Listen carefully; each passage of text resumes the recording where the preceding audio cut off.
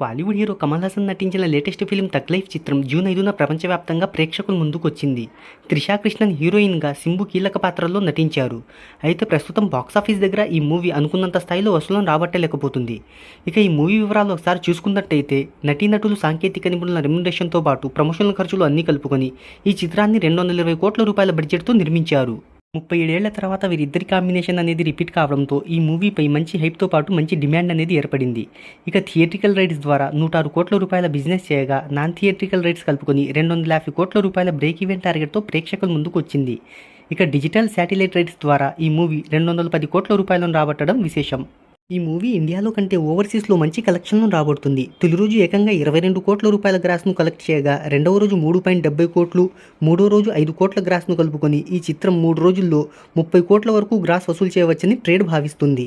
మొదటి రోజు ప్రపంచవ్యాప్తంగా 40 కోట్ల ఓపెనింగ్స్ని అందుకున్న ఈ చిత్రం రెండవ రోజు 22.65 కోట్లను అందుకుంది.